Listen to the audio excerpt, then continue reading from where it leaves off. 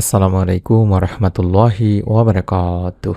1 minute মাদ্রাসা YouTube চ্যানেলে সম্মানিত তিনি ভাই বোনেরা, আমি আশা করি রব্বুল আলমিন আল্লাহ তাআলার অশেষ মেহেরবানিতে আপনারা ভালো আছেন, সুস্থ আছেন। আলহামদুলিল্লাহ। আজ অত্যন্ত গুরুত্বপূর্ণ একটি ভিডিও নিয়ে হাজির হয়েছি। নবীজি সাল্লাল্লাহু আলাইহি ওয়াসাল্লাম নিজে বলেছেন, আসরের পরে মাত্র 6টি আমল যদি কেউ করে তার জীবনের সকল গুনাহ আল্লাহ মাফ করে দেবেন।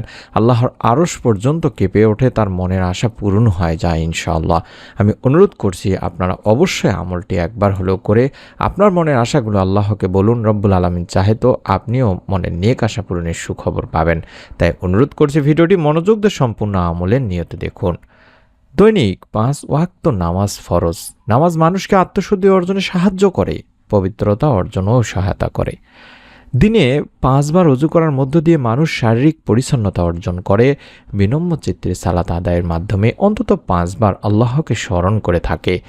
আসরে 4 রাকাত ফরজ সালাতও তাই প্রত্যেক প্রাপ্তবয়স্ক নরনারীর আদায় করা উচিত।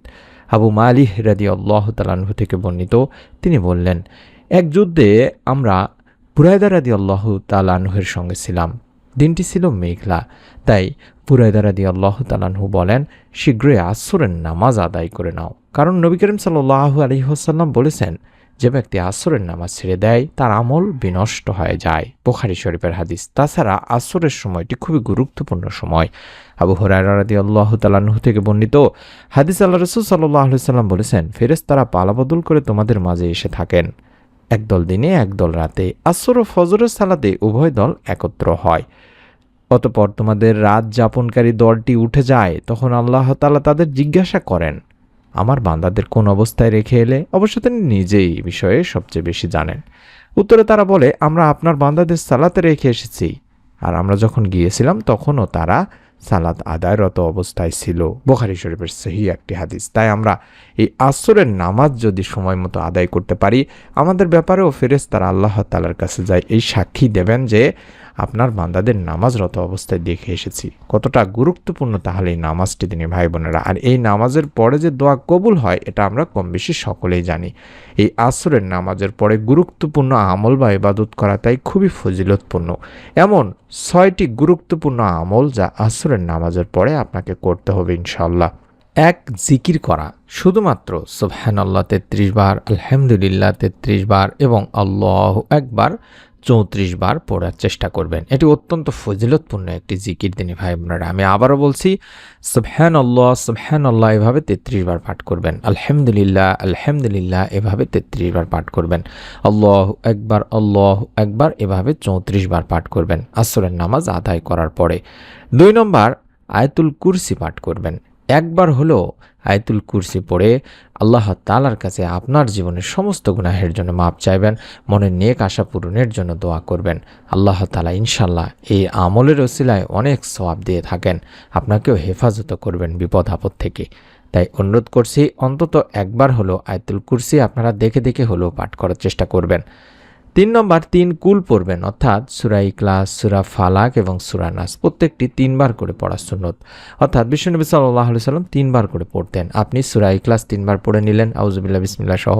তারপরে সূরা ফালাক 3 বার পড়ে নিলেন, আউযুবিল্লাহ বিসমিল্লাহ সহ। তারপরে সূরা নাস 3 বার পড়ে নেবেন। এভাবে আমল করা সুন্নত, তিনি ভাই বোনেরা। 4 নম্বর, দরুদ শরীফ পাঠ করা। যত বেশি সম্ভব দরুদ শরীফ পাঠ করবেন।